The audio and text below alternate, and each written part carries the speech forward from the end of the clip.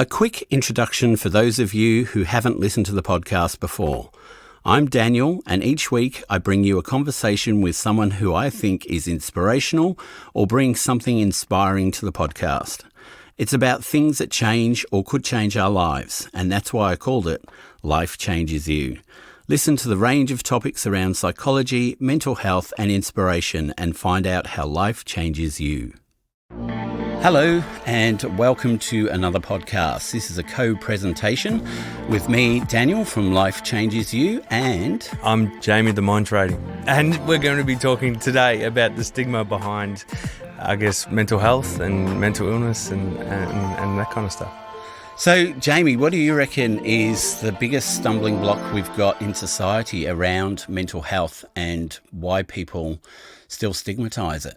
I would say the starting point would be that people just don't really understand what it is. They don't necessarily understand particularly the difference between mental illness and a decline in mental health. Yep.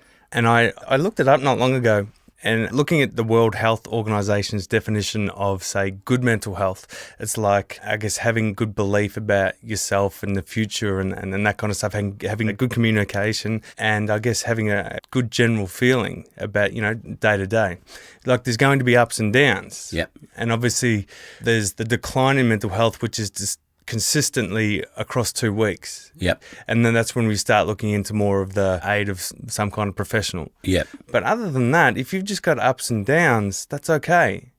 But if you begin to not be able to see a way out of this kind of stuff, that's when you've really got a decline in mental health where, I would seek support, whether it's the level of just speaking to a friend, speaking to a professional, going to your local doctor, and then beginning from there.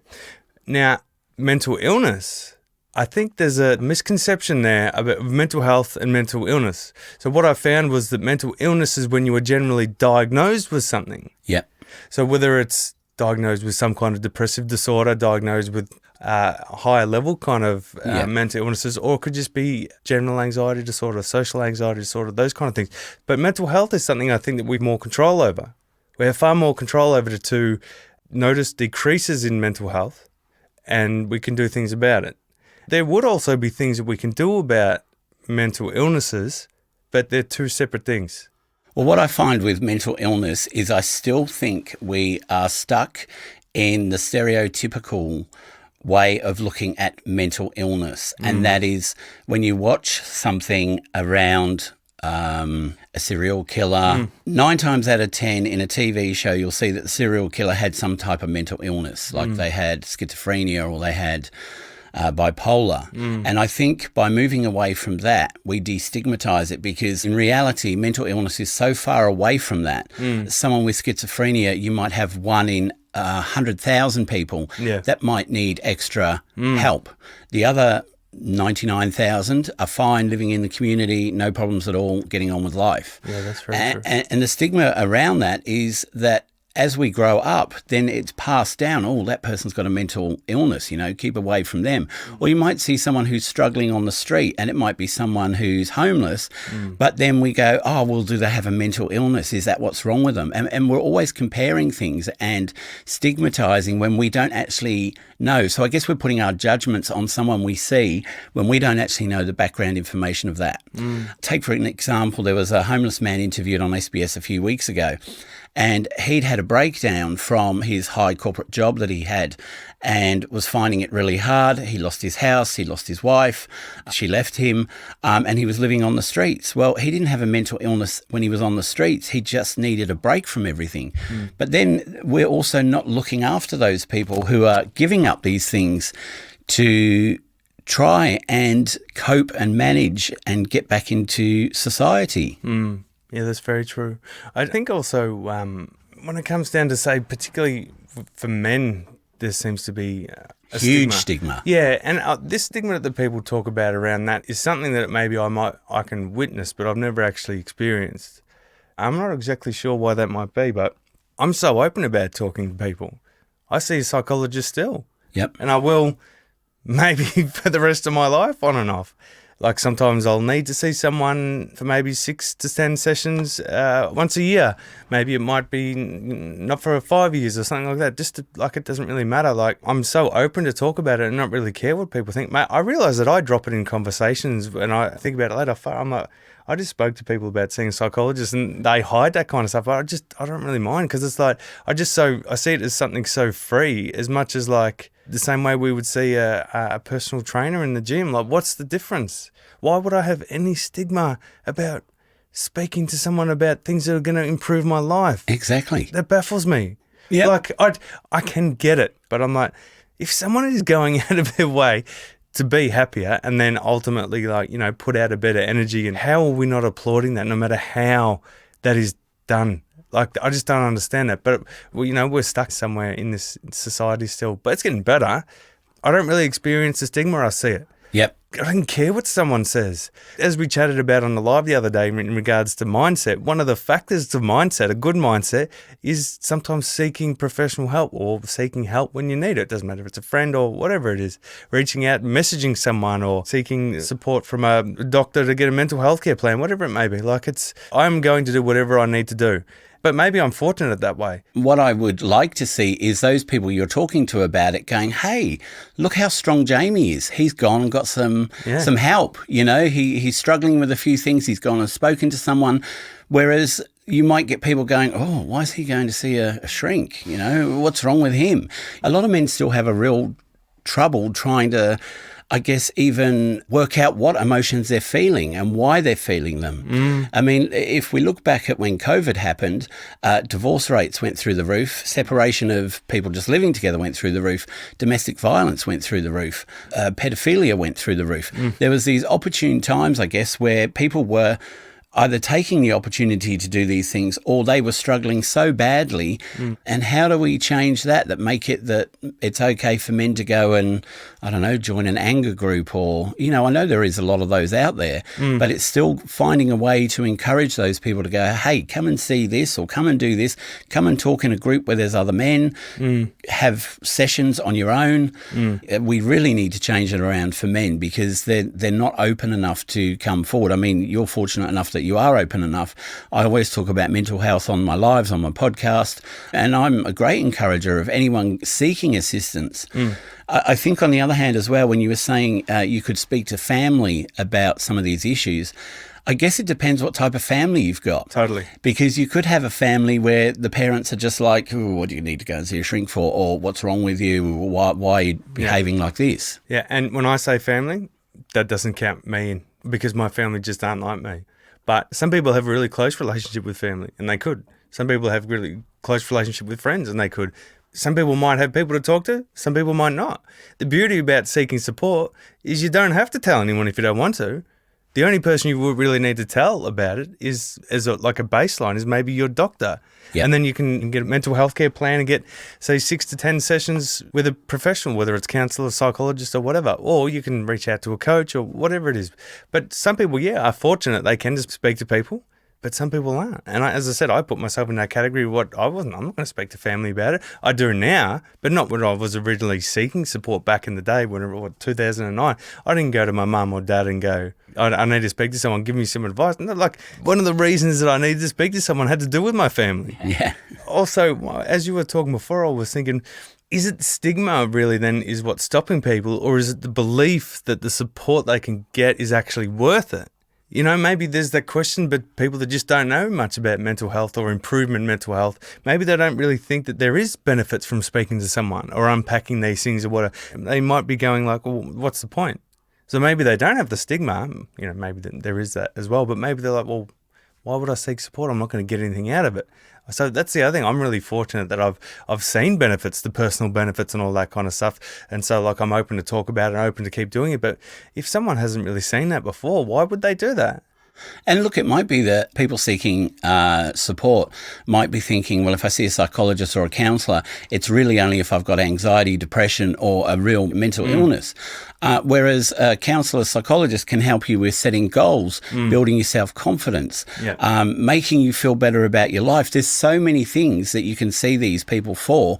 It's not just if you have a mental health issue or if you have a mental illness. They can help you prepare your life. Same with life coaches, you know. Sometimes all it takes is someone to sit down with you for an hour and go, okay, look, these are the things you want to do. Let's work on these 3 today, these 3 next week. And before you know it, you've actually got some structure in your life, which you never realised you needed, because you were just sitting there on the couch going, what am I going to do? I want to do all these things, but when am I going to do them? You go and see someone, and within a week you're like, okay, well, I've got to do that 2 days a week and that one day, and you've got that structure that can help you move those things forward. Along those lines, is like you don't have to see someone for deep childhood issues, like, you know, some people do, and that's, you know, that's definitely beneficial for some people. But yeah, it might sometimes just bring you some organisation to your life. It doesn't have to be that real deep stuff. Getting on that more surface level stuff, it doesn't have to be totally deep.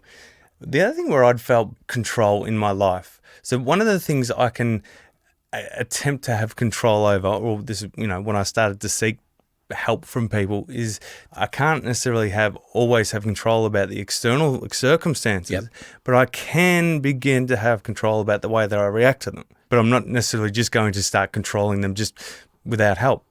You know, to get to that higher level, that higher levels of consciousness, you need to seek support in some way. It could be on listening to podcasts. It could be self-help books. Sometimes you need more help. It could be speaking to a friend, whether it's for a family member or professional.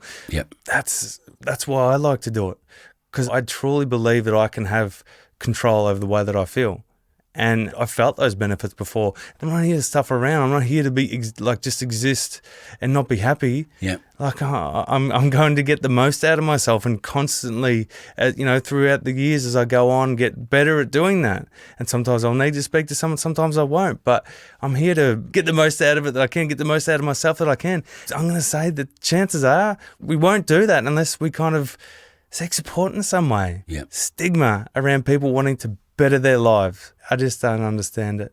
I was looking at something yesterday about diet, and when people change, and the word diet is bad, but when they change the way they eat, people around them are like, oh, what are you doing that for? Are you on a diet? And it's like, no, they've just chosen to eat more healthy. But I think you can have the people around you putting you down to fail because they can see you're doing something, and maybe they either feel they should be doing what you're doing, or they're like, oh, that's not going to work. You know, the amount of people out there who will put you down on something because they don't see the benefit in it. And it's not a diet, it's just you've changed the way you're eating, or you're doing some walking or something, and they're like, well, what are you doing that for?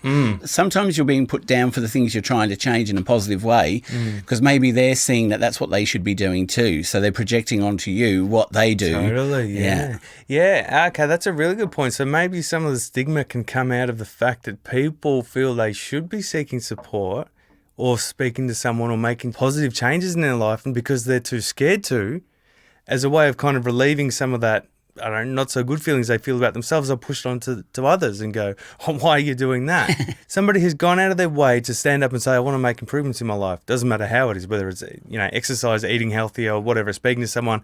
If someone's actually stood up and said, I don't feel that good and I want to make changes, it should be applauded. But it's not always. I guess if there is stigma that you were experiencing, I'd hate to think that would be impacting people in a way that it's stopping them from doing what they should be doing.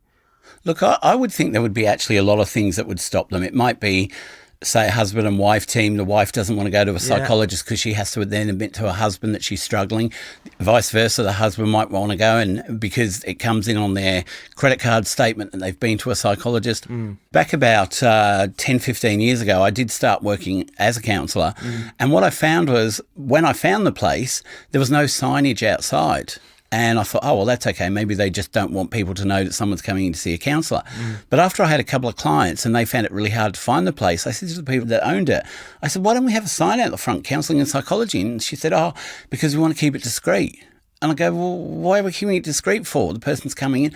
Oh, because someone might see them coming in and then say, why were you going to a psychologist? So we're still at that point where people are afraid to go into a building which might say psychology above the door because one of their neighbours or friends might see them going in.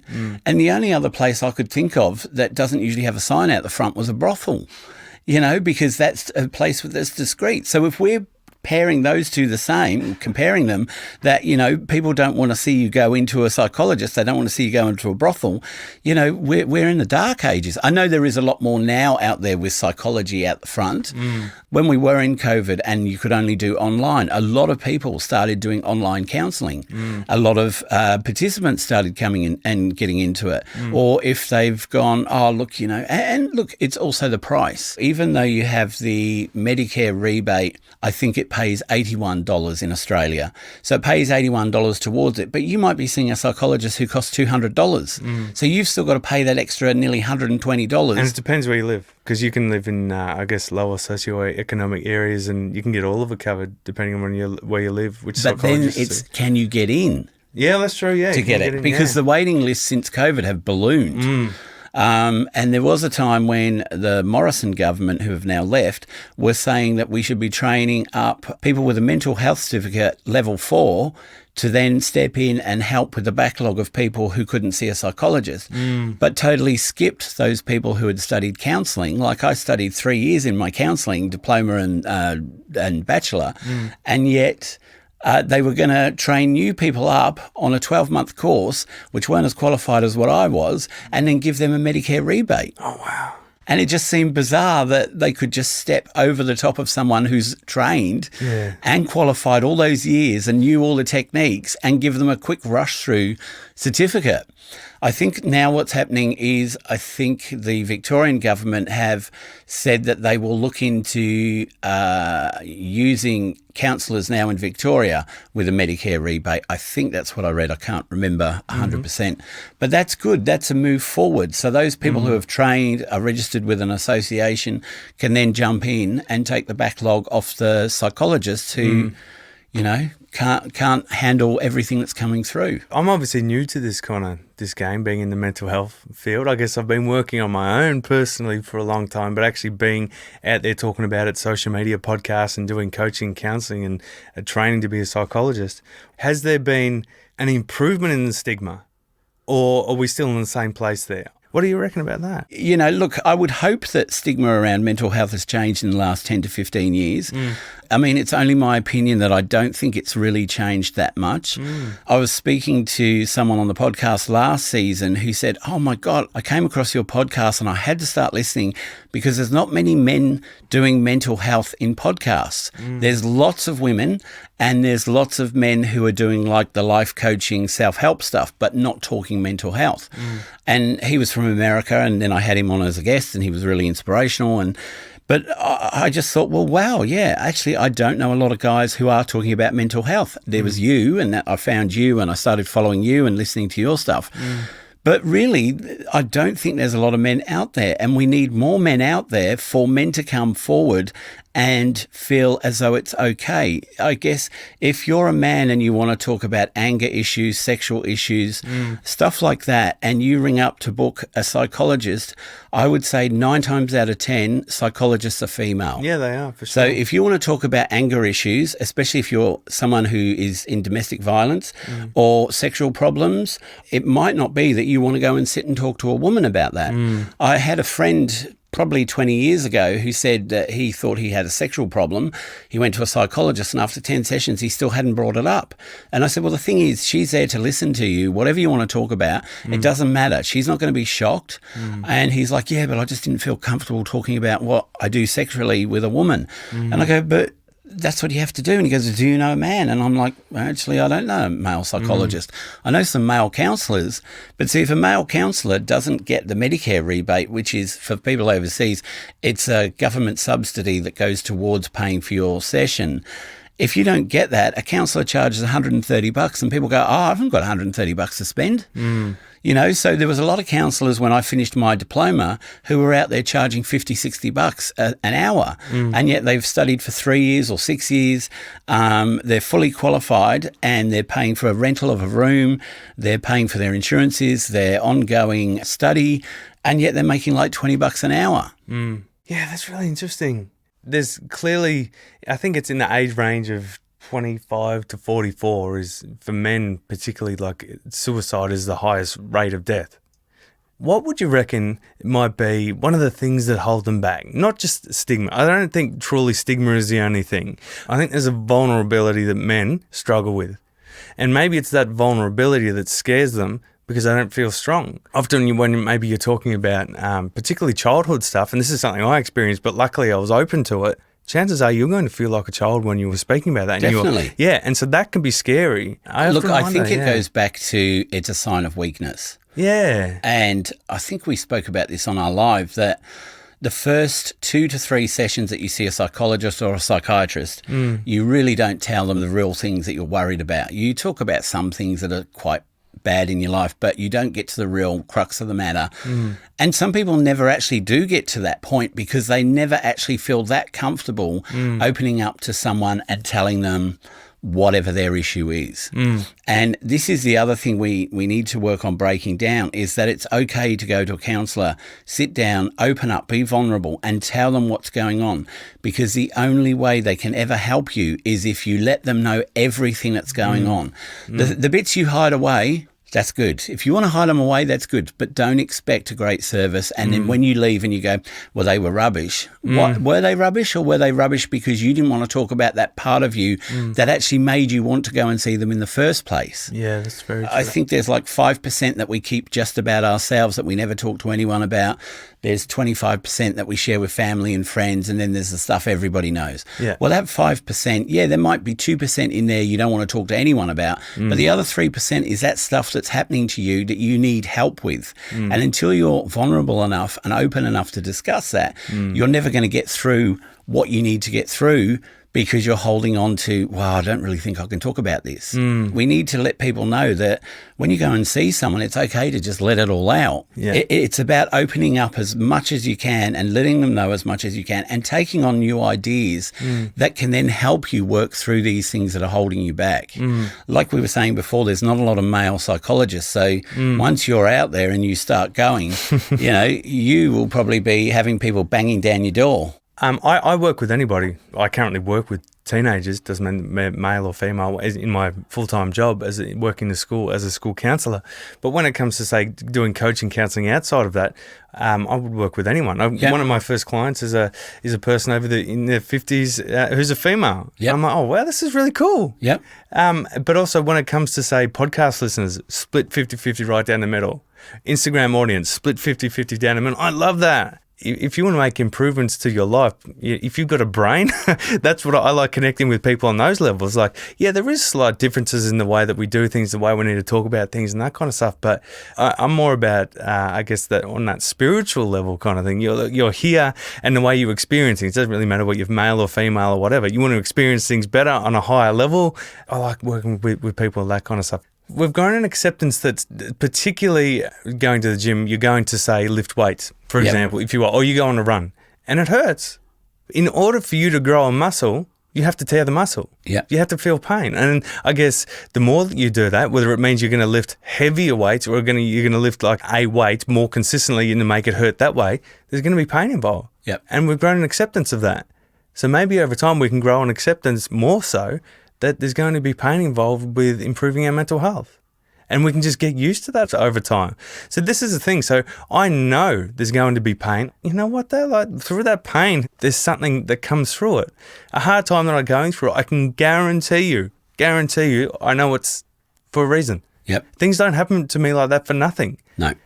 And I guess the more that we can become accepting of that kind of stuff, I actually personally think it makes things a little bit easier to handle.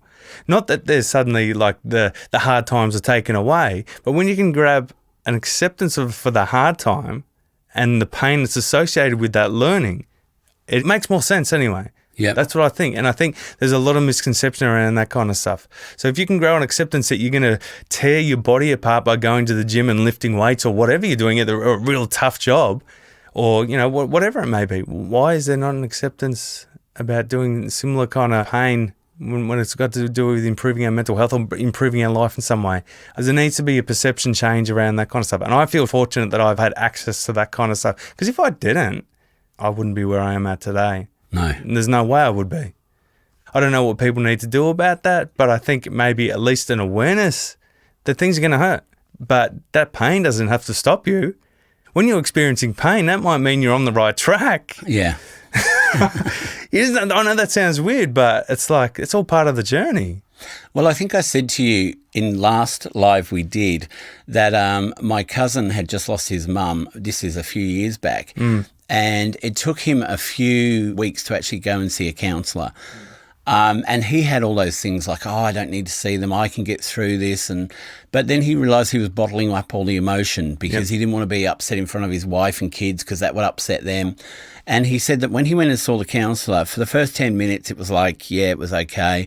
And then all of a sudden, talking to the counsellor, it started to let him unfold why he was so upset, obviously losing his mum, but other things that had happened in his life.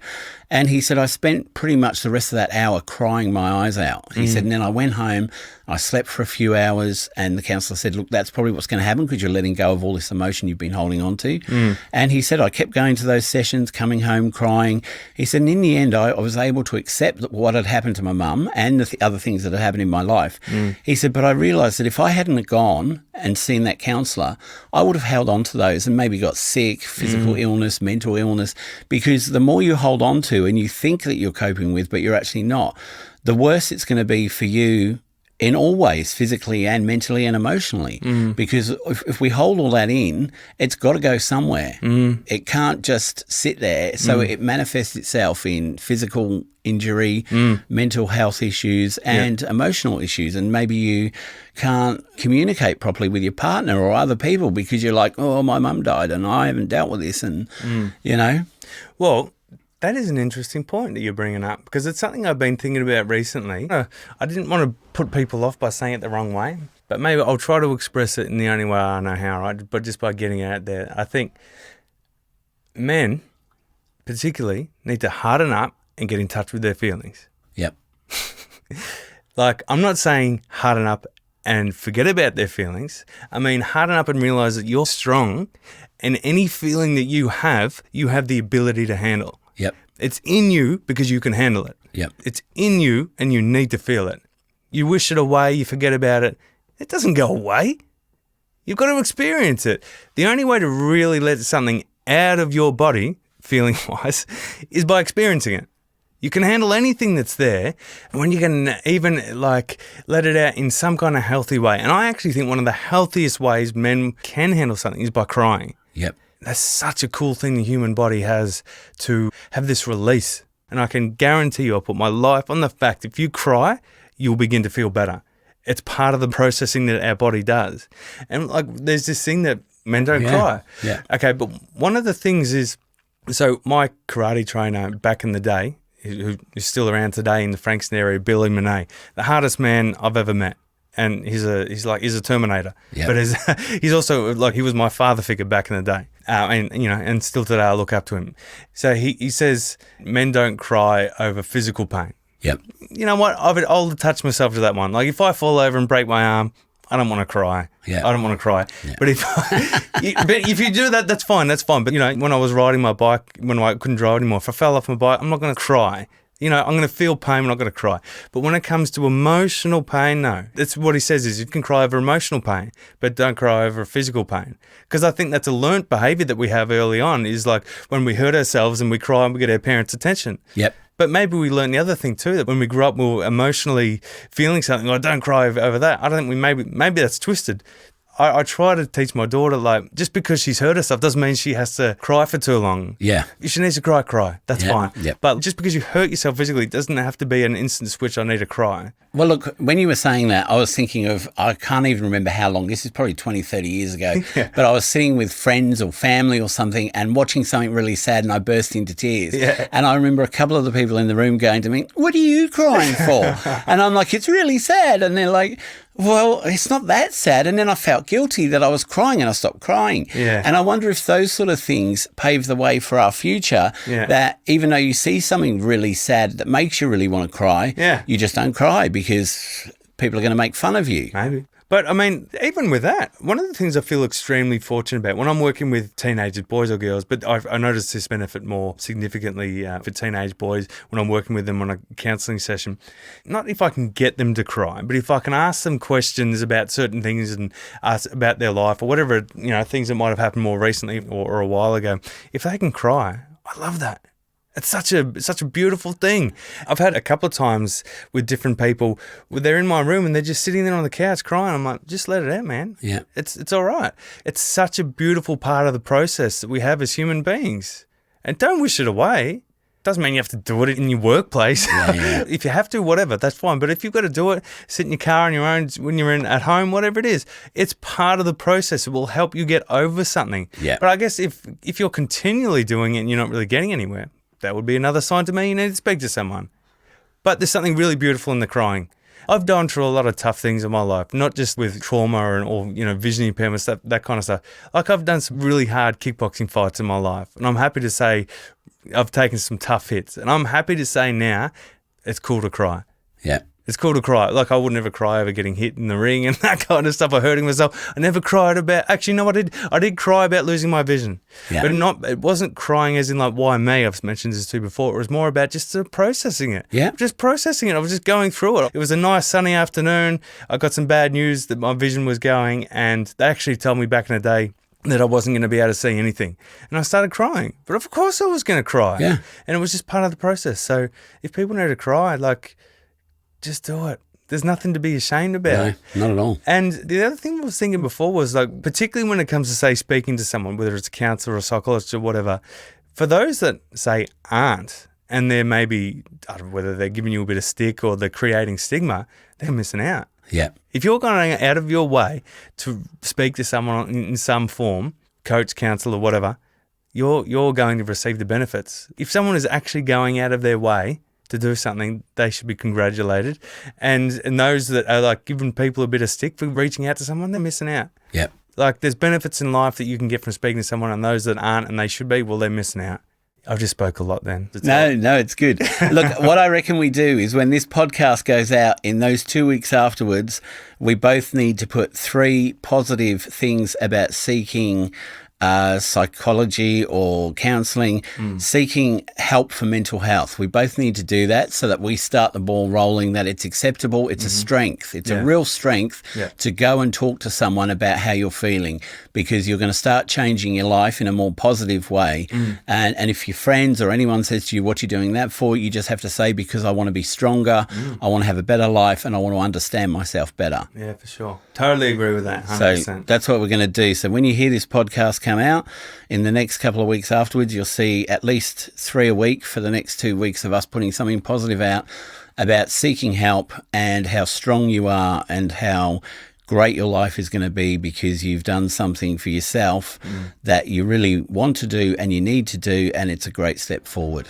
Totally agree. So I want to thank Jamie for joining me on Life Changes You, and hopefully Jamie wants to thank me for joining him on his one. I do. I want to thank Dan for coming on the Mind Tradie podcast. So thank you, Dan. It's fantastic. Well, until we speak again, Jamie, thank you. Thanks, Dan. Bye-bye. Bye. Well, that was another episode of Life Changes You. If you liked it, please share it with your friends and share on social media and subscribe. Remember, you can follow us on Instagram and watch live conversations on Wednesdays and get daily updates. You can also follow the YouTube channel and watch live conversations and listen to the podcast from there. Keep sending in your emails and messages, as I love reading them and interacting with you, and I'll always respond to you. So until next week, take care of yourselves and each other.